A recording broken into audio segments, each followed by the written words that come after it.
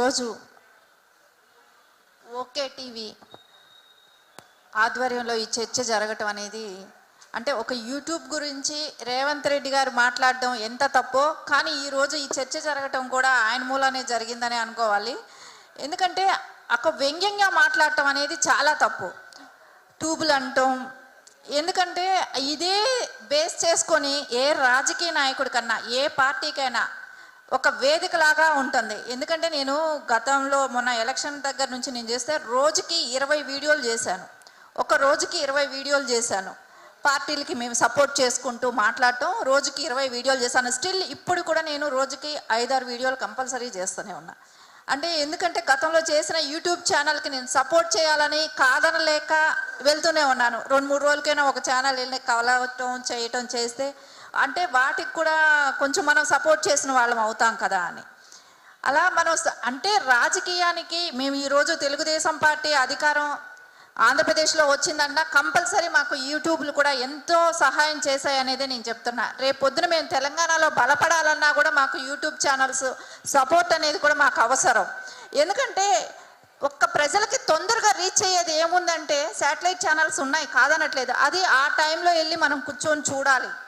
ఆ time debate జరుగుతుంటే ఆ టైంలో వెళ్ళి కూర్చొని చూడాలి. కానీ యూట్యూబ్ వచ్చిన తర్వాత ఎలా ఉందంటే ఏ టైంలో అయినా మనం టైం దొరికినప్పుడు చూసే అవకాశం కల్పిస్తుంది. ఇప్పుడు శాటిలైట్ ఛానల్స్ అయినా కూడా ఏం జరుగుతుంది, అవి కూడా యూట్యూబ్లో వేసుకుంటున్నారు. వాళ్ళు కట్ చేసి బిట్లుగా యూట్యూబ్లో వేసుకుంటున్నారు. అప్పటికి అది కూడా ట్యూబ్లో వస్తున్నాయి కదా.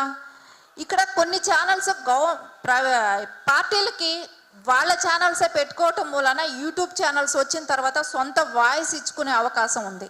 ఇక్కడ ఏంటంటే అందరూ ఇప్పుడు నేను చాలా వరకు యూట్యూబ్ ఛానల్స్ నేను వెళ్ళే ఛానల్స్ అన్నీ కూడా 30 సంవత్సరాల అనుభవం ఉన్న వాళ్ళు, జర్నలిజంలో 30-40 సంవత్సరాల అనుభవం ఉన్న వాళ్ళందరూ కూడా ఈరోజు యూట్యూబ్ ఛానల్స్ పెట్టి వాళ్ళు స్వచ్ఛందంగా అంటే దానిలో వచ్చే నేనే ఇన్కమ్ గురించి కూడా ఆలోచించకుండా వాళ్ళకి ఎంతవరకు మిగులుతుందో ఏమో కూడా తెలియదు, కానీ వాళ్ళు ప్రజా సేవ చేయాలి, ప్రజల్లోకి ఎంతో అంత వాయిస్ తీసుకెళ్ళాలి అనే ఒక ఉద్దేశంతో వాళ్ళని ఖచ్చితంగా వాళ్ళు చేస్తున్న కృషికి మనం అందరం కూడా సపోర్ట్ చేయాల్సిన అవసరం ఉంది. అంటే రాజకీయ పార్టీలు అవసరం తీరినాక ఒక రకంగా మాట్లాడడం అనేది అయితే కరెక్ట్ కాదు. ఎందుకంటే ఈరోజు రేవంత్ రెడ్డి గారికి ఒక టైంలో బేస్ అనేదే యూట్యూబ్ ఛానల్సే.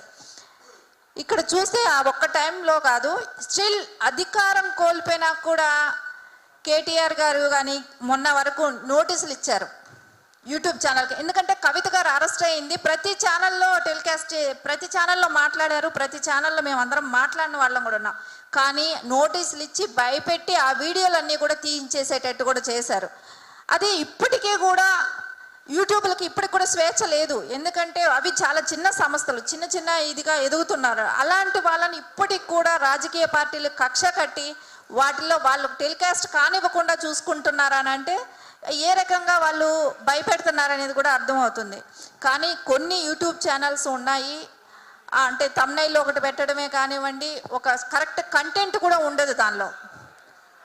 అవి కూడా మనం ఆలోచించాల్సిన విషయం. అంటే ఏ బేసిక్న యూట్యూబ్ ఛానల్ తీసుకుంటారనే దాన్ని ఒక విషయం ఆయన రేవంత్ రెడ్డి గారు మాట్లాడింది తప్పని ఖండిస్తూనే ఇంకోటి కూడా మనం ఆలోచిస్తే ఒకటి కరెక్టే అనిపిస్తుంది. అంటే చాలా గొప్ప జర్నలిస్టులు ఉన్నారండి యూట్యూబ్ ఛానల్లో, కానీ కొంతమంది ఉన్న దానిలో ఏంటంటే వాళ్ళకి కూడా యూట్యూబ్ అంటే తక్కువ అనే దీనికి వెళ్తుంది. కానీ అది కాదు, యూట్యూబ్ ఛానల్లో కూడా మంచి జర్నలిస్టులు ఉన్నారు కాబట్టి వాళ్ళకి ఏదో కొంచెం స్పెషల్, అంటే మిగతా వాళ్ళతో పోల్చకుండా వాళ్ళకంటే ఇంపార్టెన్స్ దొరికేటట్టు గవర్నమెంట్ ఏం చేస్తుంది, గవర్నమెంట్ ఏం చేయగలదు. కొన్ని ఛానల్స్ ఎలా ఉన్నాయంటే మొత్తం న్యూస్ కంటెంట్ ఛానల్స్ ఎక్కువ ఉన్నాయి, వాళ్ళ మూలన న్యూస్ చాలా ఈజీగా చేరుతుంది ప్రజలకి.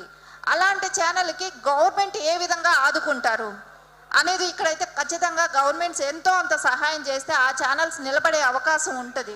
ఎందుకంటే న్యూస్లో పెద్ద ఆదాయాలు ఏమీ ఉండవు, అది అందరికీ తెలిసిన విషయమే. అలాంటప్పుడు ఆ ఛానల్స్ వాళ్ళకి కూడా గవర్నమెంట్ ఎంతో అంత సహాయం చేయాల్సిన అవసరం అయితే ఉంది. ఇది చాలా చిన్న సంస్థ, ఈ సంస్థలు మనం బాగుపరచుకోవాలి. ఇట్లాంటి కంటెంట్ ఇచ్చే ఛానల్స్కి మనం ఏదైనా తోడ్పడాలి, వాటికి మనం సపోర్ట్ చేయాలనుకున్నప్పుడు కొన్ని ఛానల్స్ని కేటగిరీ పరంగా అది ఎవరు రన్ చేస్తున్నారు, వాళ్ళ కంటెంట్ ఏంటి, వాళ్ళ సబ్జెక్ట్ ఏంటి, వాళ్ళు ఎలా రన్ చేస్తున్నారో అవి మీరు పరిశీలించి మీరు కూడా దానికి సపోర్ట్ చేయండి. అలాంటి ఛానల్స్కి గవర్నమెంట్ సపోర్ట్ చేయడంలో తప్పు లేదు కదా, ఎన్నో వృధాగా పోతుంటాయి. కానీ కరెక్ట్ కంటెంట్ ఇచ్చి కరెక్ట్ సబ్జెక్ట్ ప్రజల్లోకి తీసుకెళ్ళినప్పుడు ఆ జర్నలిస్టులను కూడా ఎంకరేజ్ చేయాల్సిన బాధ్యత గవర్నమెంట్కి కూడా ఉంది.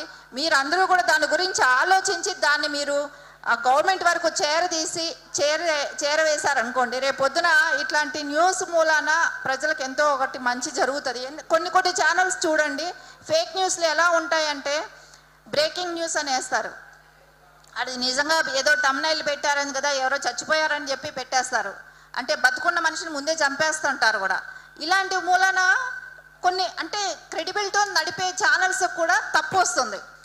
ఏదైనా ఓపెన్ చేసి చూడాలంటే అందరికీ టైం అనేది కొంచెం వాల్యుబుల్.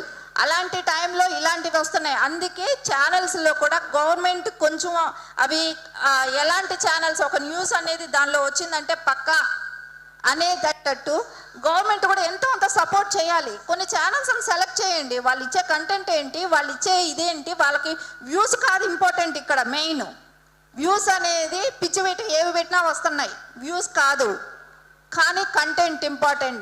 ఆ కంటెంట్ ఏ ఛానల్స్ ఇస్తున్నాయి వాటిని మీరు పరిశీలించండి, వాటికి సపోర్ట్ చేయండి, ఫైనాన్షియల్గా ఆదుకోండి. దానిలో సీనియర్ జర్నలిస్టులు ఎంతోమంది ఉన్నారు, పనిచేస్తున్నారు. అలాంటి వాళ్ళని కూడా పరిగణలోకి తీసుకోండి.